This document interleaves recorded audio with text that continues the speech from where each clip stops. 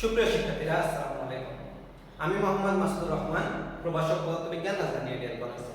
আজকে আমি তোমাদের আরো একটা ক্লাস নিয়ে হাজির হয়েছি, পদার্থবিজ্ঞান প্রথম পত্র 10ম চ্যাপ্টারের উপর। নিশ্চয়ই তোমাদের মনে আছে গত ক্লাসে একটা সৃজনশীল প্রশ্নের উত্তর করেছিলাম। সেটা ছিল বৃষ্টিপাত সম্পর্কিত, মূলত অনেকটা শিশিরাঙ্কের অঙ্ক এটা। আজকে আমি তোমাদের যে অঙ্কটা করাবো বা যে গাণিতিক সমস্যাটা সমাধান করাবো সেটা একটু মিক্সড টাইপের। এখানে হ্রদের অঙ্কগুলো যেমন থাকবে তেমন থাকবে আমাদের আপেক্ষিক আর্দ্রতার যে অঙ্ক আছে এগুলো। প্রশ্নটা হচ্ছে, আমি এখানে উঠিয়ে এনেছি কে একটা স্থান, এই স্থানের একটা হ্রদ আছে। তাহলে এ স্থানের হ্রদের তলদেশে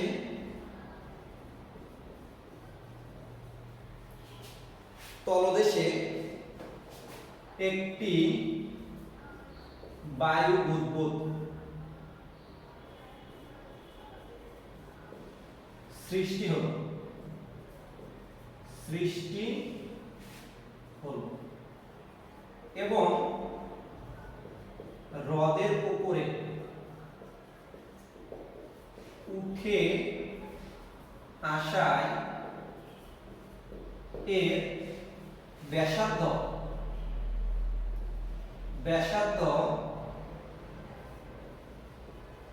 দ্বিগুণ হলো। বায়ুমণ্ডলের চাপ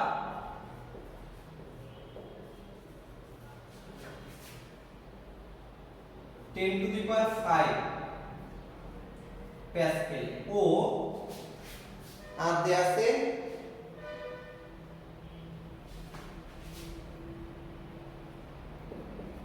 পানির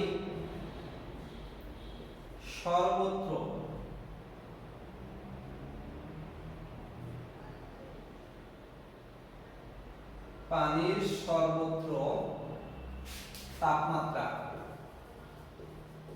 একই।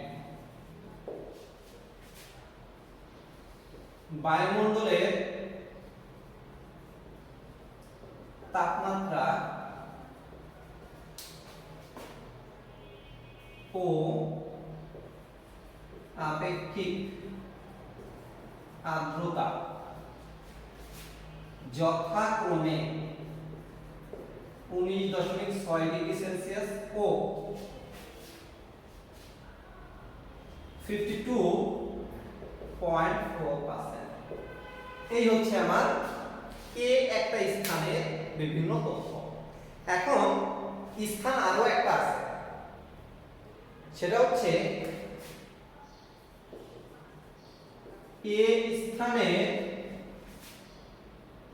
সমান তাপমাত্রা এবং শিশিরাঙ্ক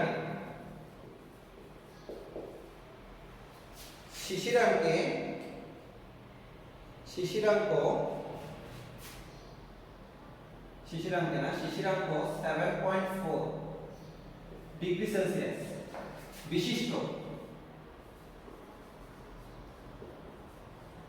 অন্য একটি হ্রদ বি, বা একটা স্থান বলতে পারো বি। এখন বিভিন্ন তাপমাত্রায় সম্পৃক্ত বাষ্প চাপ আমাদের দেওয়া আছে, সেটা হচ্ছে 7 ডিগ্রি, 8 ডিগ্রি, 18 ডিগ্রি এবং 19 degree. 7 degree, 8 degree,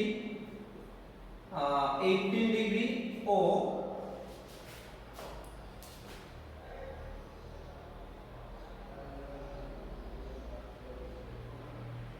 18.6 19 degree Celsius তাপমাত্রায়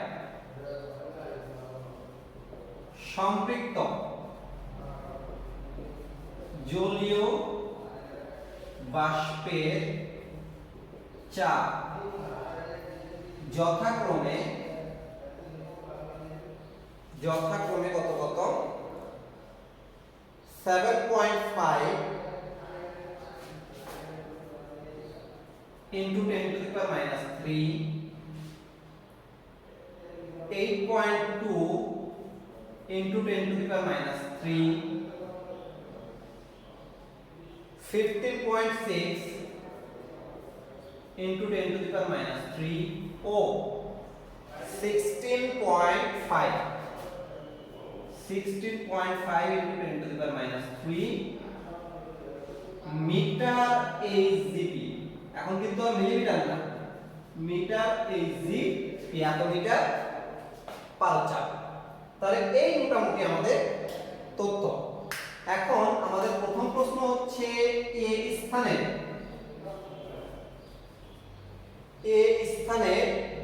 হ্রদের গভীরতা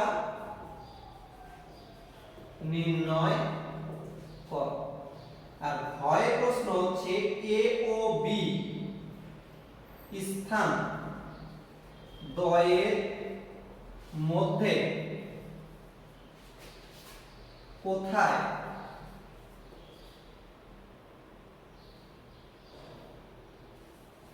অপেক্ষাকৃত অধিক স্বস্তি পাওয়া যায়।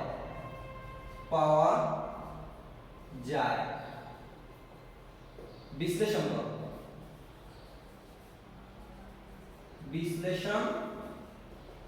এই আমাদের মোটামুটি প্রশ্নটা তোমরা উঠিয়ে নিতে পারো অথবা বারবার ব্যাকে যে দেখতে হতে পারে।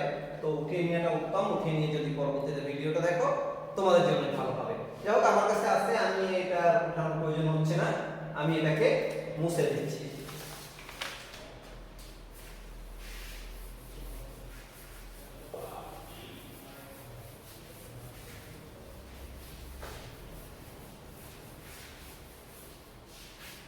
ওকে, প্রথম কাজ হচ্ছে গভীরতা নির্ণয় করতে হবে। কার? হ্রদের গভীরতা। এই স্থানে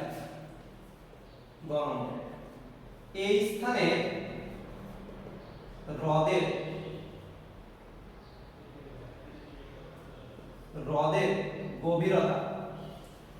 গভীরতা আমরা ধরে নিলাম এইচ। এখানে একটু ধরি কথাটা লিখি। ও বায়ুমণ্ডলের চাপ পি সমান 10 to the power 5 প্যাসকেল। আচ্ছা, এই গভীরতায় চাপ, আমি এটাকে পি প্রাইম বললাম। পি প্রাইমের মান হবে এইচ রো জি। তরলের গভীরে চাপ এইচ রো জি, যেখানে রো হচ্ছে তরলের ঘনত্ব আর জি হচ্ছে অভিকর্ষ ত্বরণ। তো এইচ তো এইচ সি, এটা আমার জানা নেই, এটাই নির্ণয় করতে হবে। ইনটু রো কিন্তু 1000, কারণ পানি ইনটু 9.8, এটা যদি করি 9800 এইচ প্যাসকেল। এটাই হচ্ছে আমার চাপ। কোথায়? এইচ গভীরতায় চাপ। ওকে, তরলের গভীরে বা তলদেশে কতটা উল্লেখ করি বেটার হবে। গভীরে তো বিভিন্ন গভীরতায় হতে পারে। তলদেশে চাপ অবশ্যই পি 1 সমান সমান হবে বায়ুর চাপ প্লাস তরলের চাপ, এই দুটো সমষ্টি, অর্থাৎ 10 to the power 5 plus 9800 H Pascal. আশা করি ব্যাপারটা নিয়ে তোমাদের কোনো আপত্তি নেই। আচ্ছা, ব্যাসার্ধ R1 হলে আয়তন V1 সমান সমান 4/3 পাই R1 কিউব। এটা নিয়ে তোমাদের আপত্তি নেই। এখন প্রশ্ন করতে পারো স্যার ব্যাসার্ধ নিয়ে কেন করলাম, আমরা তো ধরতে পারতাম সরাসরি আয়তন V1। এখন সমস্যা হচ্ছে, আমরা এই শুরুতে যখন আমি এই চ্যাপ্টারের অঙ্কগুলো করিয়েছিলাম তখন তোমাদের করিয়েছিলাম আয়তন দ্বিগুণ হলে আয়তন চারগুণ হলে এরকম, কিন্তু কোথাও আমি ব্যাসার্ধ দ্বিগুণ হলে এরকম অঙ্ক করাই নি। তো ব্যাসার্ধের সাথে আয়তনের একটা সম্পর্ক আছে, সেই সম্পর্ক অনুসারে আমরা আয়তন কত গুণ এটা হিসাব করতে হবে, কারণ ব্যাসার্ধ দিয়ে কিন্তু আমার কোনো সূত্র নেই। আমার সূত্র আছে যদি সর্বোচ্চ তাপমাত্রা একই হয় P1 V1 সমান সমান P2 V2, অর্থাৎ আমাদের আয়তন সম্পর্কে জানতে হবে। এই জন্য আমরা ধরে নিলাম ব্যাসার্ধ R1 তরলের গভীরে, তখন আয়তন V1 সমান সমান কত। এইবার আসবো তরলের উপরিপৃষ্ঠে। উপরিপৃষ্ঠে প্রথমে চাপ কত হবে, চাপ P2 সমান সমান, শুধুমাত্র কিন্তু এখানে বাইরের চাপ কাজ করে, অর্থাৎ P সমান সমান 10⁵ প্যাসকেল। কিন্তু এখন ব্যাসার্ধ R2 কিন্তু 2R1 এর সমান, অর্থাৎ হ্রদের তলদেশে যে পরিমাণ বা তরলের তলদেশে যে পরিমাণ ব্যাসার্ধ ছিল, এখন কিন্তু ব্যাসার্ধটা দ্বিগুণ হলে আয়তন V2 সমান সমান 4/3 পাই R2 কিউব। আমি একটু উপর থেকে তথ্যগুলো মুছে দিচ্ছি, মুছে আমি এটা লিখব এখানে, সমান সমান 4/3 পাই 2R1 তার কিউব। 2 কে কিউব করলে 8 হয়, 4/3 আগে থেকেই আছে, পাই আগে থেকেই আছে, আর এটা হয়ে গেল R1 তার কিউব, যেটা কিনা V1। তাহলে আমি কি করেছি, এই 2 কে কিউব করলে যে 8 হয় ওটাকে আলাদা করে আগে লিখে রেখেছি, লিখে 4/3 এর পাই ছিল আছে, আর এই R1 কিউবটাকে এর সাথে লিখেছি। কেন? উদ্দেশ্য হচ্ছে V1 এর সাথে আমার V2 কে তুলনা করা। সুতরাং V2 সমান সমান 8 V1। তাহলে আমরা জেনে গেলাম যে ব্যাসার্ধ যদি আমরা দ্বিগুণ করি আয়তন হয়ে যায় কত, 8 গুণ। এখন আমাদের এই যে আয়তন 8 গুণ হয়েছে, এটা নিয়েই কাজ করতে হবে। তো এখানে P1 জানলে, P2 জানলে, V1 জানলে আর V2 জানলে আমাদের কাজটা হয়ে যাবে। একটু মুছে দিচ্ছি। আমরা জানি তাপমাত্রা সর্বত্র একই হলে P1 V1 সমান সমান P2 V2। দেখো সব মান আমাদের জানা আছে। P1 এর মান কত, 10⁵ প্লাস 9800H ইনটু V1 তো V1ই, কিন্তু P2 এর মান 10⁵ ইনটু V2 এর মান কিন্তু 8 V1। আশা করি এইটুকু নিয়ে তোমাদের কোনো সমস্যা নেই। আমি যেটুকু লাগবে সেইটুকু উঠিয়ে ফেলেছি, ফলে এই তথ্যগুলোর আর আমার কোনো দরকার নেই, এগুলো মুছে দিলাম। তাহলে উভয় পাশ থেকে V1 ক্যান্সেল হয়ে যায়, তাকে 10⁵ প্লাস 9800H ইকুয়াল, এখানে V1 তো উঠে গেছে, 8 * 10⁵, 8 * 10⁵, বা 9800H সমান সমান 8 * 10⁵ মাইনাস 10⁵। তাহলে 8টা থেকে একটা 10⁵ যদি আমি বিয়োগ করি, থাকে 7টা 10⁵, আর ডিভাইডেড বাই এই 9800 এই পাশে গেলে চলে যায় ভাগে। সুতরাং h এর মান আমরা পেয়ে যাব, h এর মান আসছে, অর্থাৎ গভীরতা 71.43 মিটার। এটাই হচ্ছে হ্রদের গভীরতা। হ্রদের গভীরতা তাহলে কত, 71.43 মিটার। আমাদের গ নম্বর অঙ্কটা শেষ হয়ে গেল। এখন আমরা ঘ নম্বর অঙ্কটা করব, যেটা তুলনামূলক যথেষ্ট পরিমাণে সহজ। আমি এই চ্যাপ্টারের কয়েকটা সৃজনশীল করিয়েছি সম্পর্কে, সেটা হচ্ছে শিশিরাঙ্ক সম্পর্কে। দেখা যায় শিশিরাঙ্ক আসলে আপেক্ষিক আর্দ্রতা সম্পর্কে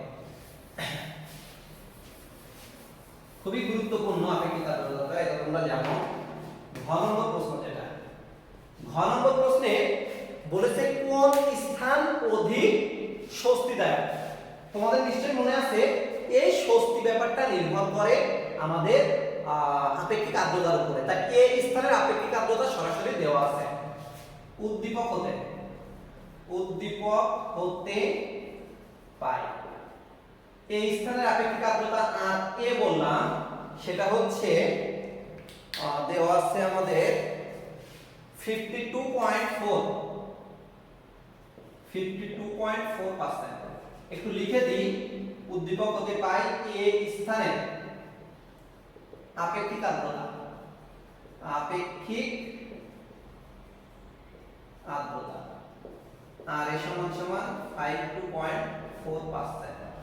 আমি এটুকু বানান করে লিখেছিলাম না, লেখাটা কম লিখলাম, এটুকু আমি রেখে দেব। এখন আমাদের কাজ হবে বি স্থানে আপেক্ষিক আর্দ্রতা নির্ণয় করা। যে স্থানে আপেক্ষিক আর্দ্রতা কম সেই স্থানটা অধিক স্বস্তি দেয়। তাহলে দেখা যায় বি স্থানের ক্ষেত্রে আমাদের কি কি তথ্য জানা আছে, আর বিটা আমাদের বের করতে হবে। তো আর বি বের করার জন্য আমাদেরকে বের করতে হবে এফ বি, ছোট এফ এবং বড় এফ। ছোট এফ বলতে বোঝায় শিশিরাঙ্কে ওই স্থানে আমাদের জলীয় বাষ্পের চাপ, এবং ক্যাপিটাল এফ হচ্ছে ওখানে আমাদের ওই স্থানে সম্পৃক্ত জলীয় বাষ্পের চাপ, শিশিরাঙ্কে নয়, দিনের তাপমাত্রায়। ওকে, তাহলে এখন দেখো আমাদের কি কি দেওয়া আছে। আমাদের দেওয়া আছে 7 মাইনাস 8 মাইনাস 8 আর 7 এই দুটো দেওয়া আছে। 8 মাইনাস 7 সমান সমান 1 ডিগ্রি সেলসিয়াস তাপমাত্রা পরিবর্তনে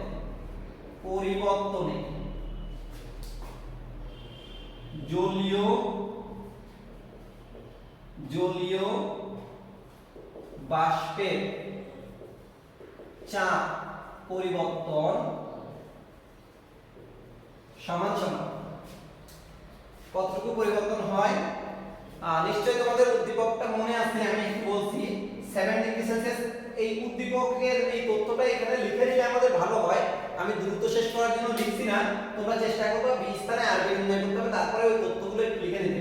7 ডিগ্রি সেলসিয়াস তাপমাত্রায় চাপ, 8 ডিগ্রি সেলসিয়াস তাপমাত্রায় চাপ, 18 ডিগ্রি সেলসিয়াস তাপমাত্রায় চাপ, 19 ডিগ্রি সেলসিয়াস তাপমাত্রায় চাপ, এই তথ্যটুকু এইখানে লিখে নিতে চেষ্টা করবে। ওকে, তাহলে এখানে চাপ কত কত দেয়া আছে, আমার এখানে দেয়া আছে দেখো 7 এবং 8। 7 এ আছে 7.5 into 10 to the power minus 3, আর 8 এ আছে 8.2 into 10 to the power minus 3 Pascal. তো আমরা বলতেই পারি যেহেতু উভয়ের সাথে into 10 to the power 3 আছে, ডাইনে লিখলে হয়তো বা মুছে যাবে, অর্থাৎ আমার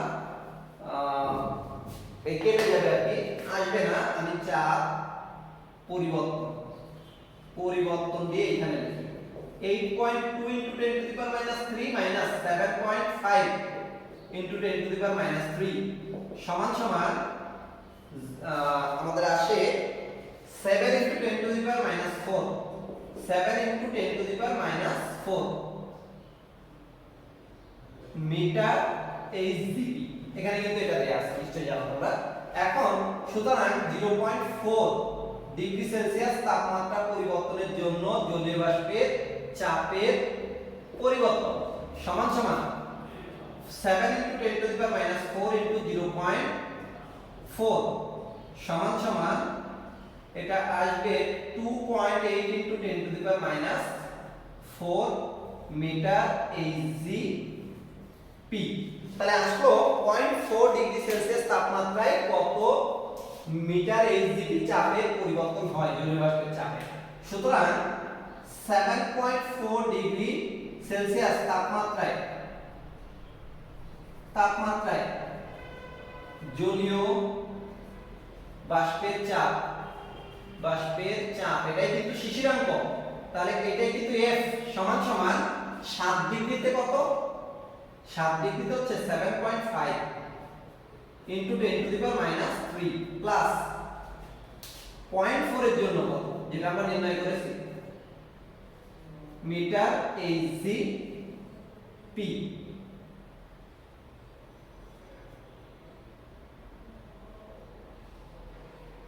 এটাই হচ্ছে আমাদের F, যাকে আমরা B বিন্দুতে বলে FB বলছি।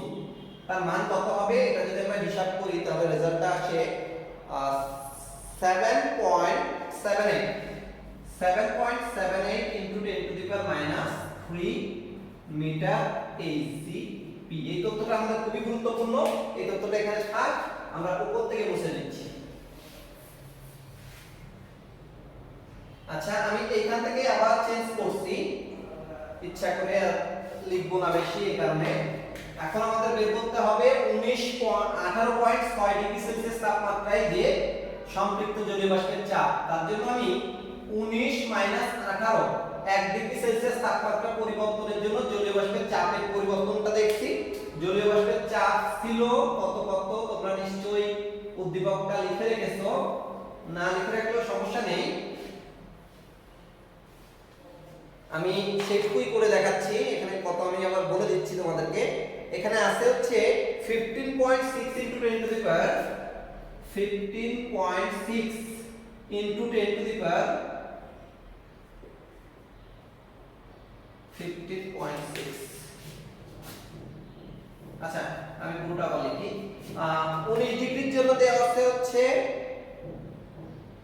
19 ডিগ্রির জন্য যেটা দেওয়া আছে এটা হচ্ছে 16.5 × 10 টু দি পাওয়ার -3 মাইনাস 18 ডিগ্রির জন্য যেটা দেয়া আছে সেটা হচ্ছে 15.6 × 10 টু দি পাওয়ার -3। ওকে, সমান সমান এখানে যেটা বিয়োগ করলে আসে সেটা হচ্ছে 9 × 10 to the power -4 9 × 10 to the power -4 meter HGB. এই হচ্ছে 1 ডিগ্রি সেলসিয়াস তাপমাত্রায় 18 থেকে 19 এর মধ্যে 1 ডিগ্রি সেলসিয়াস তাপমাত্রা পরিবর্তনের জন্য আমাদের জলীয় বাষ্পের চাপ। এখন আমার লাগবে 0.6 ডিগ্রি সেলসিয়াস তাপমাত্রায় পরিবর্তনের জন্য জলীয় বাষ্পের চাপের পরিবর্তন। 9 × 10 টু দি পাওয়ার -4 গুণ 0.6, এটা করলে আসে 5.4 × 10 to the power -4 meter HGB. HGB আমি এই তথ্যটা উপরে লিখে রাখছি, লিখে মুছে দিচ্ছি। FB এর মান কত এসেছিল আমাদের 7.78 × 10 to the power -3 metre HGB. আমি নিচ থেকে মুছে দিচ্ছি। তাহলে এটা হওয়ার কারণে আমাদের 18.6 ডিগ্রি সেলসিয়াস তাপমাত্রায় সম্পৃক্ত জলীয় বাষ্পের চাপ কত হয় দেখা যাক। সম্পৃক্ত জলীয় বাষ্পের চাপ হবে FB ক্যাপিটাল F সমান সমান 18 প্লাস 0.6, 18 ডিগ্রিতে হচ্ছে 15.6 × 10 টু দি পাওয়ার -3 প্লাস 0.6 এর জন্য 5.4 × 10 টু দি পাওয়ার -4। তাহলে এটা করলে আসে 16.14 × 10 to the power -3 metre HGB. আশা করি এই ব্যাপারটা নিয়েও তোমাদের কোনো আপত্তির কারণ নেই। আমি এখানে লিখে রাখলাম FB সমান সমান আসছে 16.14 × 10 to the power -3 metre HGB. এটা এসেছে আমাদের FB এর মান। আমি মুছে দিচ্ছি, আমাদের আসল কাজে আসি এবার। আসল কাজটা হচ্ছে আমাদেরকে FB বের করতে হবে, সরি RB বের করতে হবে। RB সমান সমান আবার RB সমান সমান FB divided by capital FB into 100% সমান সমান 7.78 × 10 to the power -3 divided by 16.14 × 10 to the power -3 into 100%। এটা আমার হিসাব করা আছে হচ্ছে 48.2%। তাহলে এই হচ্ছে আমাদের RB এর মান। দেখো আর এটা ছিল হচ্ছে 52 কত জানি 52.4%। তাহলে আমি এটা যেহেতু আগেই উপরে লেখা আছে এখন আর লিখবা না, যেহেতু RA is greater than RB, বাকিটা আমি মুখে বলছি, যেহেতু RA is greater than RB তাই A স্থানে আপেক্ষিক আর্দ্রতা B স্থানের আপেক্ষিক আর্দ্রতা অপেক্ষা বেশি। এই কারণে A স্থান অপেক্ষা B স্থান অধিক আরামদায়ক বা অধিক স্বস্তিদায়ক। কারণ আমি বলেছিলাম যে আপেক্ষিক আর্দ্রতা যেখানে কম সেই জায়গাটায় আমাদের ঘাম দ্রুত শুকায় তুলনামূলক, ফলে আমাদের দেহের তাপমাত্রা দ্রুত হ্রাস হয় তুলনামূলকভাবে।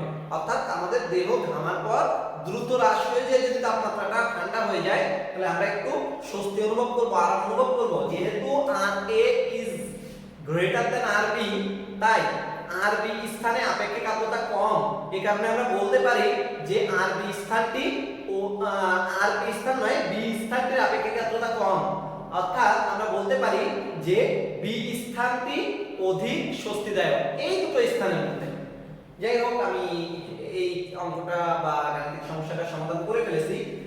আশা করি তোমাদের এই চ্যাপ্টারে আমি যা যা করেছি এর বাইরে আর কিছু লাগবে না, তোমরা বুঝতে পেরেছো।